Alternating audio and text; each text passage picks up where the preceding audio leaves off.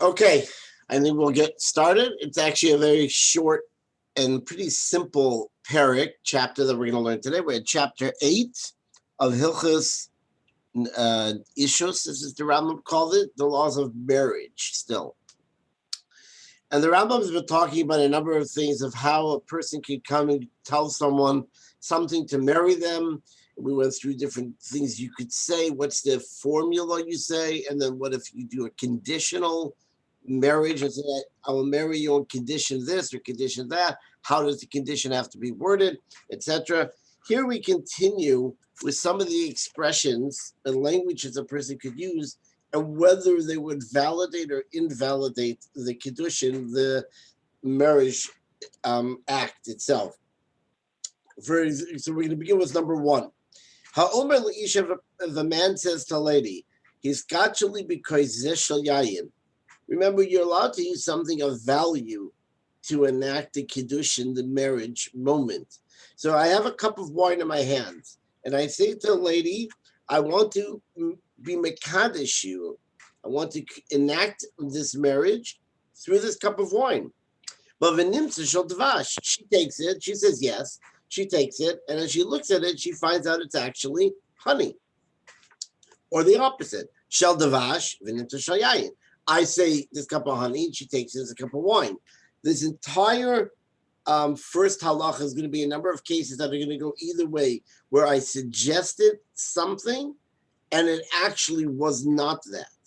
In either way. So the Rambam is going to give us a whole number of examples. For example, now we can continue.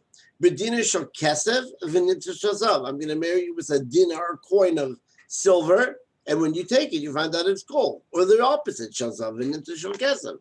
Or the opposite, that I tell you it's gold and you find out it's silver. Avinasha ani kohen v'nimtza levi. I tell the lady, I would like you to marry me on condition I am a Kohen. And then it turns out I'm actually a Levi. Or the reverse. Levi v'nimtza Kohen. I say I'm a Kohen.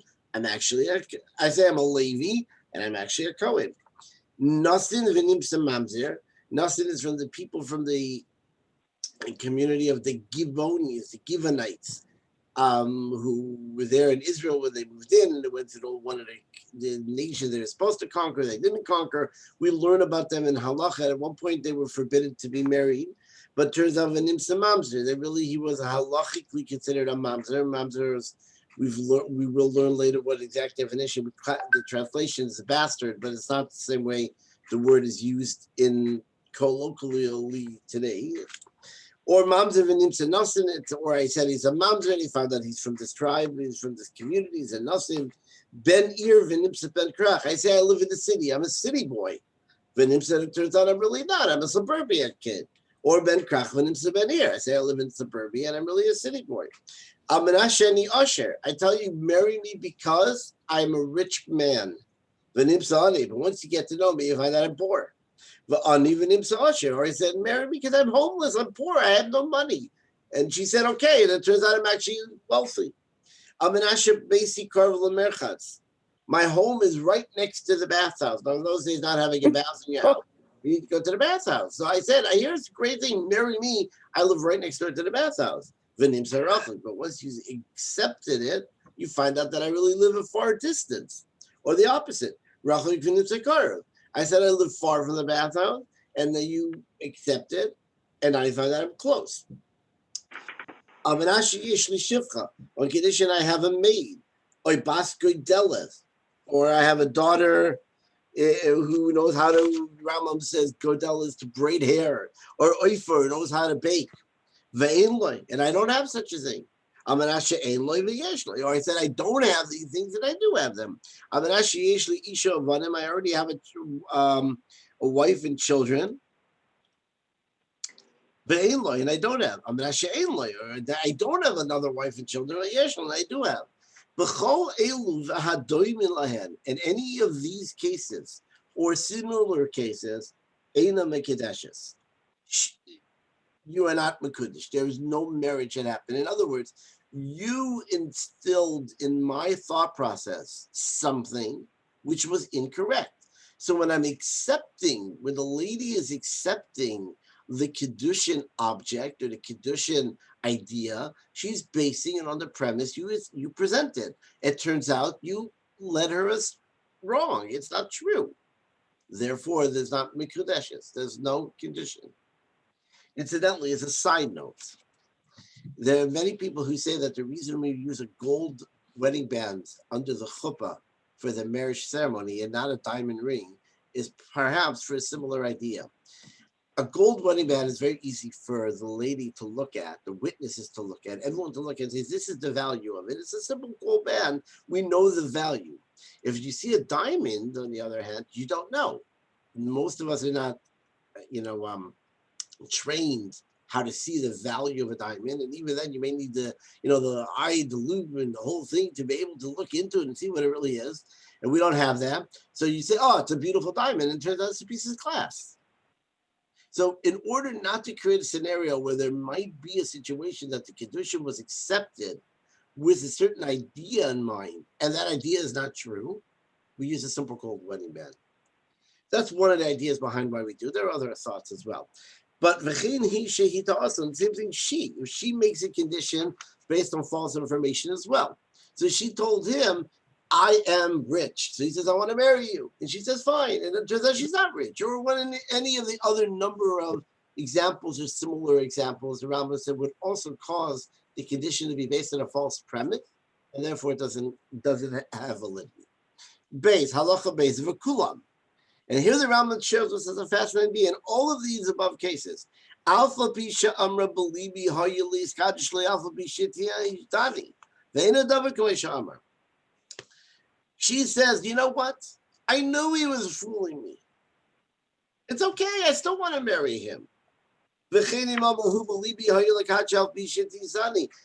if he said, I really, really want to marry her. Why did I say that ridiculous, foolish thing? I don't know, but I did. But I really intended to marry her. That doesn't help. Because the words that you expressed, and therefore the words that were heard and accepted, were one thing and they were false. The fact that in your mind, in your heart, you had another thought, it's called Dvarim Shebalev, words in the heart, Einam Dvarim. They don't have validity in halacha. So your thoughts do not have validity in these scenarios. There is a scenario where your thoughts do have validity, which we're going to learn in another minute. But generally speaking, when you're having a transactional situation, you must express it, and what you express is what we accept. Gimel. Rabbi. Yes. So you have the situation in which a couple has he gives them a ring, they have a document that's signed, and you have a relationship between the couple, and then they find out that there's something wrong with the agreement, and the relationship yields a pregnancy. What happens then? That's a very complicated question. It depends what was wrong with the situation. It depends what the scenario was. There's a lot of other situations that would play into that, especially if you're dealing with what we call the yichus, the lineage of a child. So it's hard to answer that on one foot, and that's something that rabbis would spend a lot of time, and particularly not even rabbis, but sometimes rabbis, some of the people go to is experience to look into it. But in a short kind of answer, in theory, if they turned out that they were not properly married, would not necessarily affect the lineage of the child or of them, except they're living without a proper marriage, and they would have to go redo the Kiddushin ceremony, this marriage moment. If it was the contract, the ketuvah, that was found to have a mistake, that happens more regularly, actually. And not regularly, but it does happen. And we have a special document called a ketuvah, which replaces a ketuvah that had a mistake in it. That doesn't affect the marriage itself, but since we're not allowed to be married without a ketubah, we have to take care of it ASAP, but the marriage is still fine. So it depends what exactly was the problem here, what was the issue, and therefore, what does that affect? And can you just redo it? Now, in the scenario of something else, if the Kedusha was based on an improper premise and therefore technically doesn't exist, and therefore they were never married, and then one of them went ahead and never got a divorce and got remarried, that may mean that the child then is no longer considered a child of someone who's having quote unquote an affair because they were never halachically married the first time, perhaps. But again, before you take those words without realizing that every situation must be dealt with, because living together is, and sometimes in some certain ways, considered a marriage as well, and may affect the marriage. It all depends on a lot of different situations. But when these situations come up, especially if they're going to affect what happens to the child, the rabbis, you can spend a lot of time looking into it to try to have the best outcome as possible. So it's hard to really answer the question. I hope that sheds some light on some of the ideas. Rabbi, Okay, thanks. Rabbi, Yes. you mentioned right now previously about the promises, and if it's not, it's a false promises. But in the meantime, any of them say, I don't care if you're rich or poor, I don't care about anything. Whatever it is, it's perfectly okay with me. So if the person say it, so it doesn't matter what he say or what she say, correct? If one of them says, I don't really care what you're telling me, I love you, I want to marry you, whether you're rich, whether you're poor, through rain or snow or sleet or hail, whatever, we're going to get married through thick and thin, that's one thing. Here we're talking about that there was no response. So what we're hearing is a premise, and we're assuming that based upon those words and that premise is why the marriage went forward. And since that was incorrect, that was false, therefore it kind of collapses the entirety of the marriage. You're saying, what happens if I say, I don't really care? Don't tell me anything. It doesn't matter to me. I want to marry. That's a different story, because I responded in words to say that that doesn't matter. Mm-hmm. Okay, Now, in the next halacha, we're going to get into something interesting, sort of along that line. Let's go to Gimel, number 3. I want to marry me on the condition that I am a person who makes perfumes, which means that I come home at night, I'm going to have a good scent. And it turns out that actually I make perfumes and I also make leather. Generally, a bursi or a bursiki was a person who dealt with hides. Hides don't smell well, and then you have to soak them in heavy chemicals of whatever nature they used in those days, so you would come home with a smell. So sometimes people say, I don't want to marry a person who comes home smelling like that every day. But here the person said, I work for perfumes, right? And it turns out he actually does both. Or another case, I'm an Asheni Ben Ir, Ben Ir Ben Kraf. I'm a city boy, but it turns out really I have a house in the city and I have a house outside the city. I'm an Shmi Yosef, Shma Yosef Vishimim, or if I say my name is Yosef, but it turns out my name is really Yosef Shimon. In these cases, Harezu Mekadesh as you are, because I didn't fool you, I didn't lie to you, I didn't tell you the whole story. But I didn't lie, because I am those things that I mentioned. Aval, but on the other hand, if I said my name is only Yosef, and it's only you find that he's Yosef Shimon, or She'eni Ella Basim, I only make perfumes. Benimsa Basim al Bursi, I make perfumes and the leather. Or She'eni Ella Benir, I'm only a city dweller. Benimsa Ben Krachel Benir, turns out I have both. Then Ein Zui Kadeshes, because then I made a clear statement. Then it's not good. I made a clear statement. I am only this. The fact that I am not only this means I misled you. If I misled you, the premise for the Kiddushin, for the marriage, is false, and therefore it's not Mekudeshes, it is not good.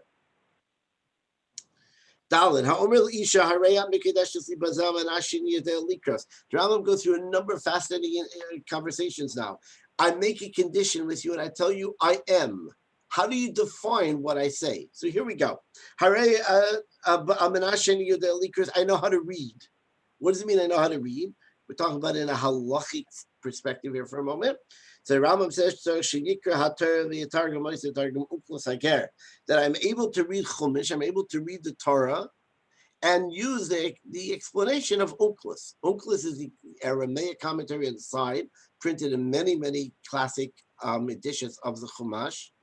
And it was a classic translation, but it being that it was in Aramaic, it was understood by a lot of people who didn't have the education of others. So when I say I could read, means not just I could read the words in Hebrew, but I could read and understand through Onkelos, meaning I have a elementary, at least, understanding of the verse.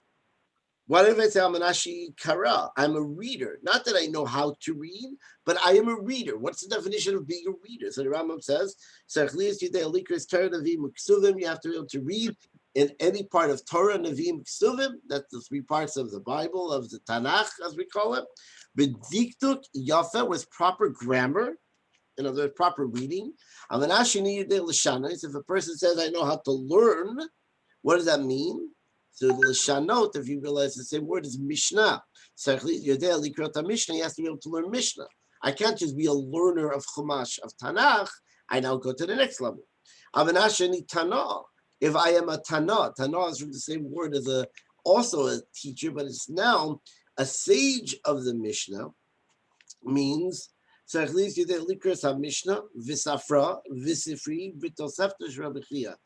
able to read the Mishnah, the Safra and the Sifri, which were Mishnaic era and rabbinic rabbis of the Mishnah, explanation on the Chumash, and the Tosefta Rabbi Chia. The Tosefta Rabbi Chia was an extra collection that was gathered to explain the Mishnah. So in other words, not just the Mishnah, but since I say I'm on the level of someone in the Mishnah, I have to be able to go beyond just the simple meaning of the Mishnah. Hey, number 5. I'm an Ashani Talmud, and I am a student. Student of what? A student of the Torah. I'm a student. What does that mean?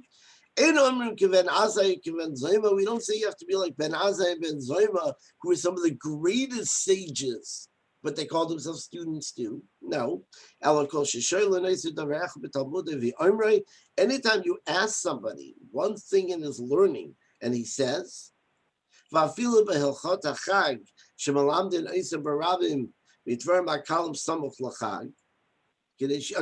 this is a run-on sentence.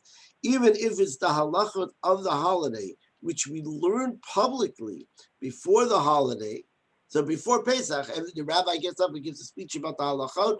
This is how you do your seder. This is how you get rid of your chametz. Simple halachot. If you ask me a question in that, and I can answer you, I am considered a Talmud, a student of Torah. What about Amanashani Chacham? That I'm not a student, but I'm a sage of the Torah. You don't have to be like Rabbi Akiva and his colleagues, who are some of the greatest teachers of the Talmud. Not just that you can ask you what you're learning, but you can throw out a random question, and this rabbi or this individual will be able to answer it anywhere. That means he studied the wide breadth of Talmud, and he knows the breadth of Talmud, so therefore his knowledge is expansive enough to be considered a sage. A student means what I'm learning, I know. A sage means I know even more than what I'm at the moment sitting and learning. I'm an Ashini giver. What if I say you should marry me because I'm strong? You don't have to be like Avner ben Ner and Yoav. These were two of the great generals at the time of David HaMelech, of King David and the Jewish armies. So you don't say you have to be strong and tough like those. But a person whom everyone is scared of because of his strength. We always had in camp or in school, that guy was a strong guy. Don't start up with him; he'll beat you up. That's a kibbutz. That means he's strong. Avanasha and Asher, on condition that I'm rich. What does it mean that I'm rich? In Rabbi Elazar ben Azariah, you don't have to be like Rabbi Elazar ben Azariah, who was renowned for his wealth. But that his city honors him as if he's a rich person. In other words, people look and say, oh, he's a wealthy, affluent individual in our community. That's enough. Amenasheni Tzadik. Here is a fascinating halacha. This is a halacha that is repeated over and over, out of the context of just the laws of Kedusha, but in the context of how to interact with someone. Amenasheni Tzadik. A person says, marry me because I am a tzaddik. So you and I can all say, just looking at the other examples, you have to do something to qualify as a tzaddik. What is that something? The Rambam says no. Afilu Rasha Gomer, even if at the moment everyone will say he's an absolutely wicked person. But why? That's a false premise. I said I'm a tzaddik, and you know I'm a Rasha Gomer. I'm an evil person. How could that work? The Rambam continues, there's a doubt here. And what's the doubt? Shemahira b'tshuva b'liboy. Perhaps he had a moment of tshuva, of repentance in his heart. He felt bad for everything he did wrong and said, I will not do this again. And we know that tshuva counts, it works, and it could instantly change this person in a second from being classified as a Rasha Gomer to becoming a tzaddik. So we don't know if he did this. Since we don't know if he did it, we can't tell you you're absolutely married, but we can tell you you're not married. And the Rambam already mentioned earlier, what do you do in a Kiddush Misafik? Do you have to redo it? If you need a get and how it works, etc. The details. But here the Rambam is sharing something fascinating. And the same thing the Rambam says goes in the reverse. And this is where I said before that the words in your heart don't count. We don't know what they mean. Here's two instances that I could say I'm a tzaddik, not be a tzaddik, but perhaps I had a thought of tshuva, and the reverse. Menashe and Rasha, marry me because I'm a wicked person. Okay, why she would accept that, I don't know. But she says, okay. Va'afilu tzaddik and everyone says, him? He's the biggest tzaddik in the town. He's a righteous man. Harezu mikideshes misafik. It's again a suffix. It's a doubtful if the Kiddushin works. Why? What's the doubt here? Shema here above I desirable liboy. Maybe in this moment he had a thought of doing idolatry. She'avid avoid desire gadol. The Rambam continues, the sin of idolatry is so great. Then we should hear a laver beliboy nasa Rasha, that the moment you thought about doing idolatry, it's as if you did idolatry and you're called a Rasha.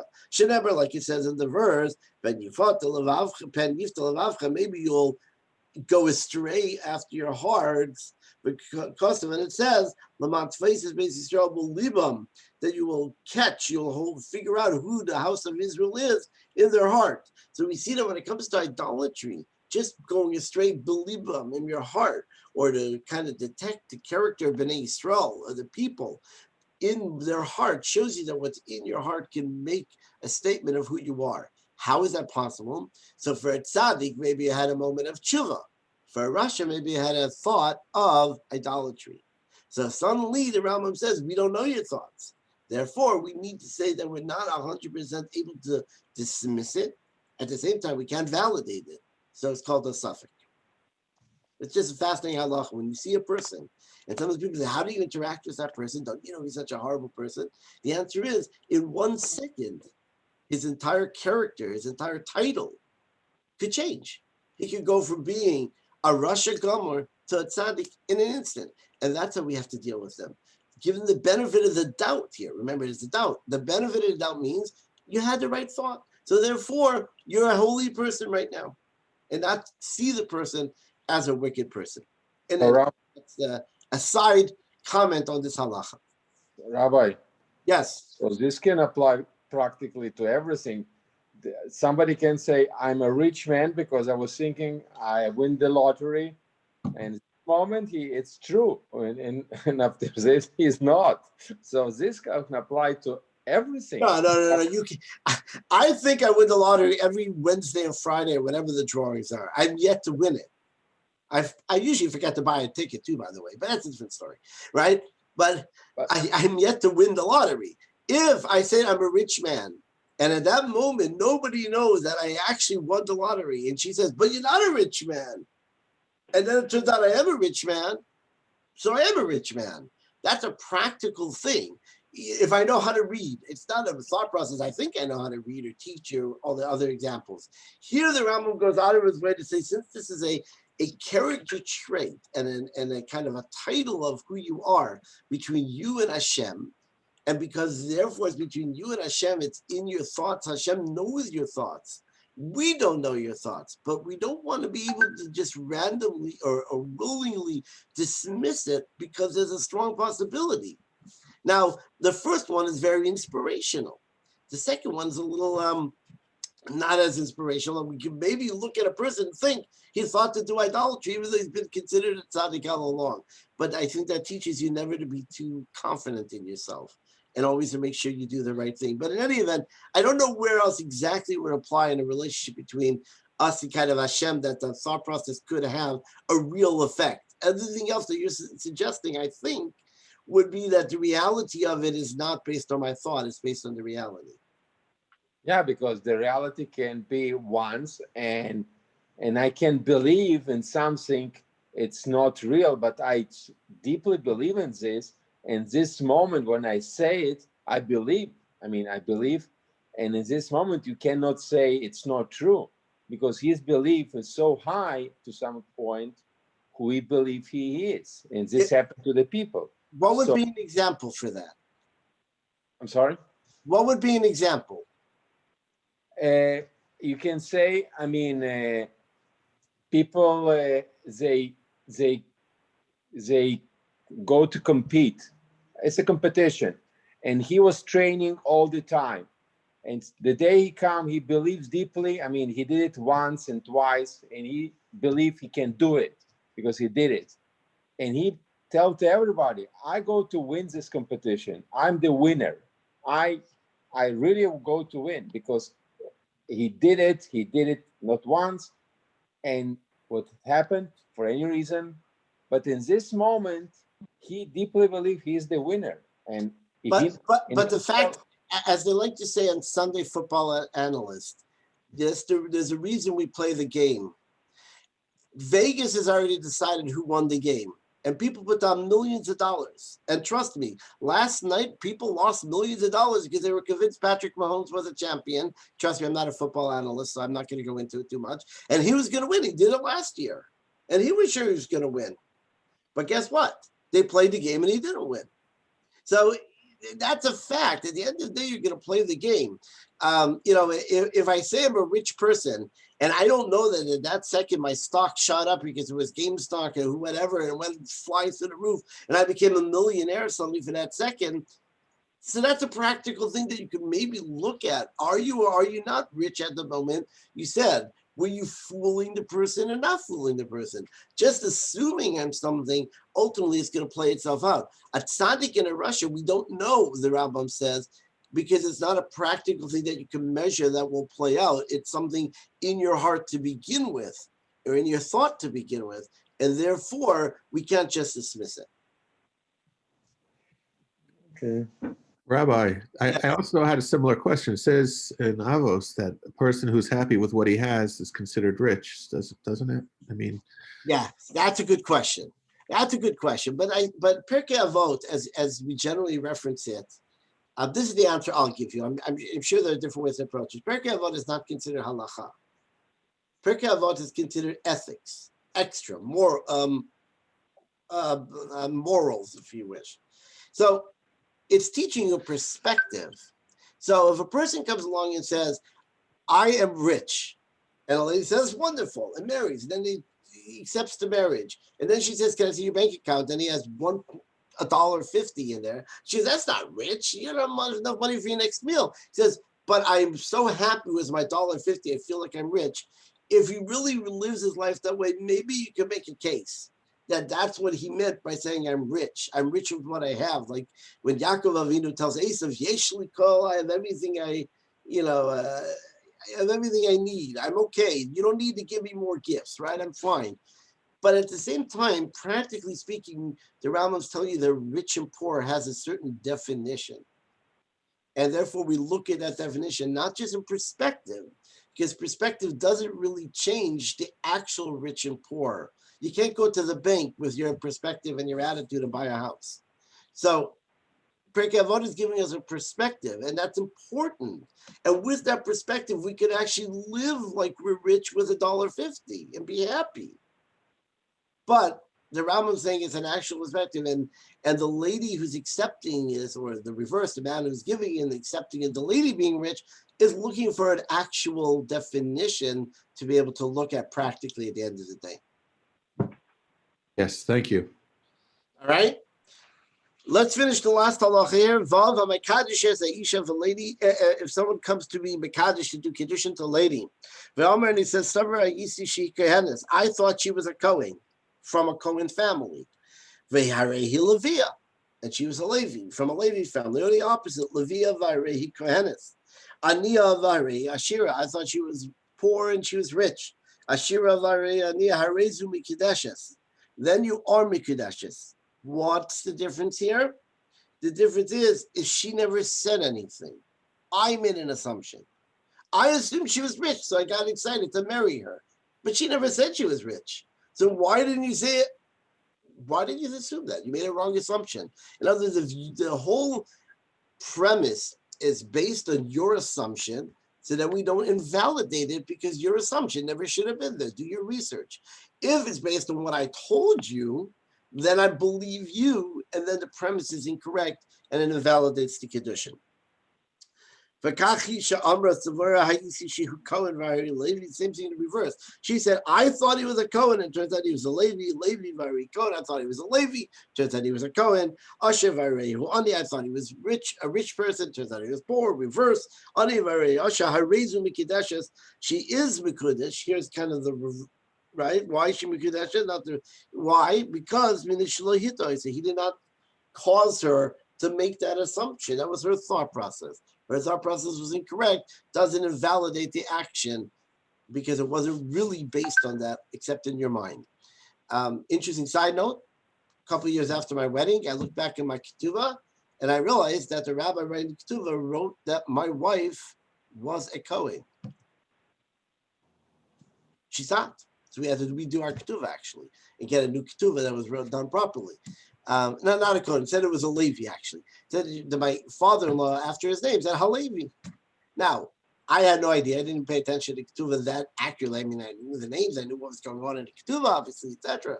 But until I stopped to reread it a little while later, did I? My wife said, "What's going on here? We're not from the Levi." But technically, and I said, "Oh, I'm only marrying my wife because she's a Levi." And then it turns out she's not a Levi. The Rambam says that would have been. If it was my assumption, it would not have been a problem. If she had told me she was a Levi and she was not a Levi, it would have been a problem. But in any event, Baruch Hashem, 25 years later, we're still happily married with a new ketubah. And that concludes the chapter. Eshkoach, Rabbi, thank you. My pleasure as always. And just as a footnote, that the Rebbe used to quote that halacha many times, that in 1 second, a person could change from being acting in Russia to becoming a tzaddik. And that's how we have to view every person, that they have that ability, they have that connection. And just like that, we should see them for who they can be and will be, God willing, and not just for who they seem to be now. Rabbi, one more question. Sure. At the time of Maimonides, could a woman who is married, and could she select a person to marry, either her son or her daughter? I'm not.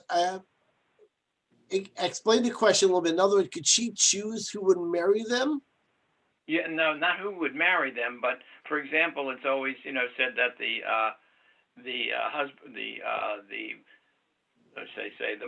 father said that he wants his son to marry this individual. They make a shidduch, but can the woman do that? So at the time, there's 2 parts. Have the right. So there's 2 parts to your question, I think, and let me see if I can answer it this way. There are 2 parts. The one part is the idea of who looks out for the child and who wants to help make the shidduch, as we call it. And there a mother has just as much right as a father to have her say. And hopefully, perhaps it's more, I don't want to say recent as in the last 5 years, but maybe years back, it wasn't as obvious that the lady of the house had as much of a voice or say, although in Torah perspective, she's always had. The second part of the question is, can they actually do the marriage? The Torah says a pasuk, and we went through this a little bit earlier in the halachot, as biti nasati leisha, that a man can say, I gave my daughter to this man to be a wife. That it's not just the shidduch, but the father can actually, when the child's young, actually create a valid kiddushin for his daughter, and she will be married. So he could go over to a guy and say, I have a daughter, I want to marry off. She's young and I'm looking out for her interests.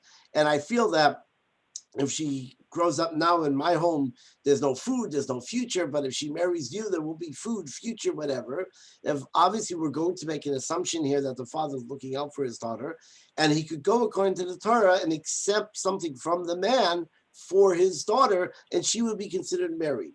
Now, we also learned the concept of miyun, that if she's, and we'll learn more, I believe, about it later, but if she's young, she has a right to step away from that marriage and say, I'm not happy here. And it's considered she was never married, she doesn't need a divorce, etc. If she's older, then you have to go through a get, etc., that process. But the mother in the Torah doesn't seem to have that ability, only the father. And the only reason we have the father has that is because the verse says that clearly. Otherwise, we don't know that we'd allow the father to have that either. But for the conversation about who to marry and to go out and look, etc., either of them should be equal. Okay. You've answered my question. Thank you. My pleasure. Glad I could help. Thank you, Rabbi. Thanks, Rob.